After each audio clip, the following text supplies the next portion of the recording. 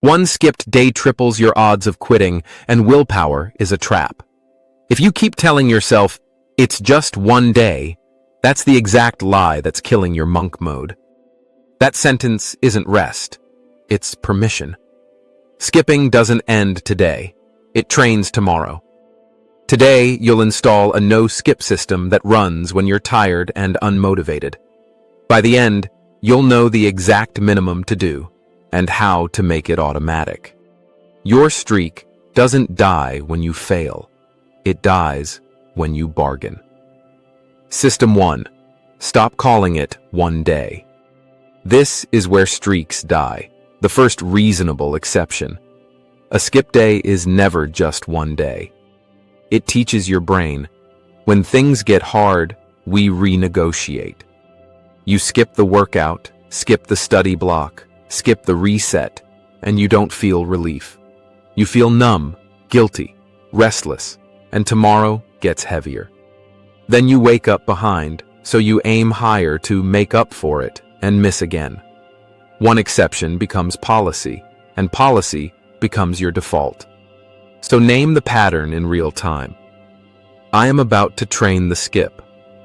That sentence cuts through the fog because it forces honesty instead of comfort. You're not judging yourself. You're catching the moment your standards are about to slide. Today's action is simple. The moment you think, just today, say it out loud and pause for 10 seconds. In those 10 seconds, you're choosing which identity you're practicing. Next, you'll give tired you a safe option that still counts. System 2. Separate rest days from skip days. This is where rest gets weaponized. Rest days are planned. Skip days are negotiated. A planned rest day protects recovery and the system. A negotiated skip day destroys trust. It's driven by mood and fatigue. Tired, you will always argue for comfort, and it will sound reasonable. So give tired you a legitimate option that still keeps the chain alive. Most people aren't lazy. They're overloaded with input and tiny decisions. Notifications, open loops, and clutter keep your attention leaking all day. So you try to push harder, and you burn out. Then you skip. Monk mode removes the noise so your mindset and motivation can breathe. And next is the move that makes skipping feel harder than showing up, even when exhausted. Decide your rest schedule now, even if it's imperfect. On planned rest days, you do the minimum, then you stop without guilt. That way, you recover while protecting discipline. When you feel fried, you don't ask, do I skip? You ask, is this planned rest, or am I bargaining? That turns confusion into a decision. It keeps your chain alive without turning recovery into guilt. Your action today. Write your planned rest pattern for the next 7 days. Stop. Here's the lie you've been believing. Motivation comes first. Truth. The floor comes first. Motivation follows. System 3. Lock the minimum. This is where 90% of people fail. Their minimum is too big. Common belief. Build willpower and you'll stay consistent. Why it fails. Willpower is a mood, not a schedule. Hidden truth. Discipline is a floor you pre-install, then motivation follows. So you install a floor that is impossible to argue with. This is the no-skip anchor. It's one action that takes 5 minutes or less, done every day, no matter what. Not work out. One set, one short walk, one page, one small reset, you can complete half asleep. Make it measurable and finishable. You should know in one glance whether you did it or not. Then attach it to a trigger that already happens, in the same place every time. After you brush your teeth, you do it. Before you open any apps, you do it. When the minimum is clear and attached, your brain stops negotiating and starts executing. Your action today. Choose your no-skip anchor and lock it to one daily trigger. In System 4, you'll protect the start, so the anchor actually fires. System 4. Protect the start from your phone. Most skips begin with a stolen starting line. One quick check becomes open loops, and open loops become mental fatigue. Then you try to do monk mode after you've already spent your focus. So you build one boundary: no phone until the minimum is done. Not forever, not heroic, just until the anchor is complete. Put the phone face down, out of reach, and keep your hands on the first action. Here's what it looks like on a real night.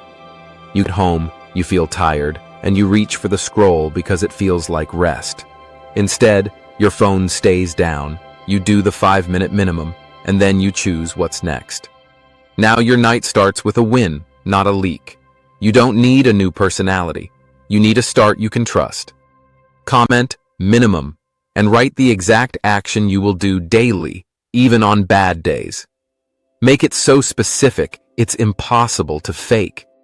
Next, you'll make it frictionless, so busy can't kill it. System 5.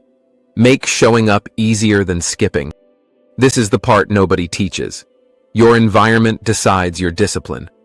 If friction guards the minimum, you'll forget daily.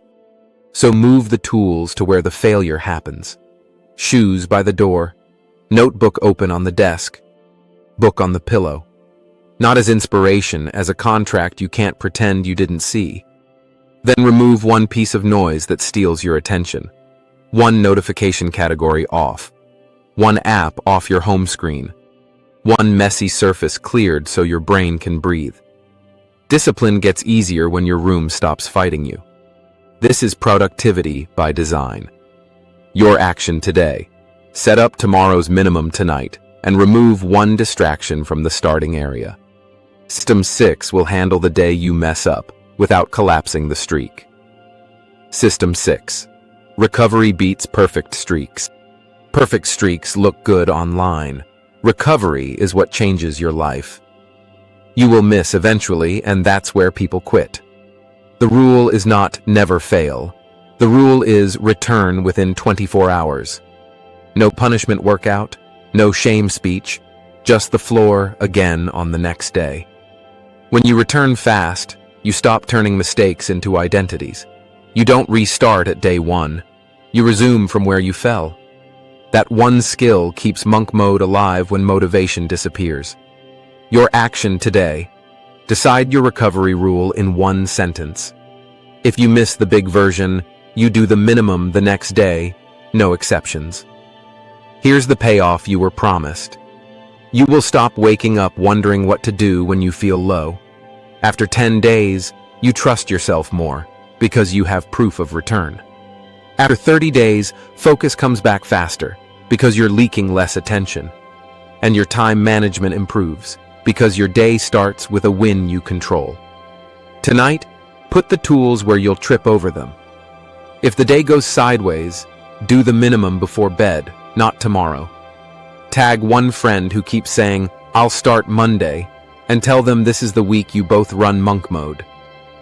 In your comment, type the one habit you're both dropping for 30 days.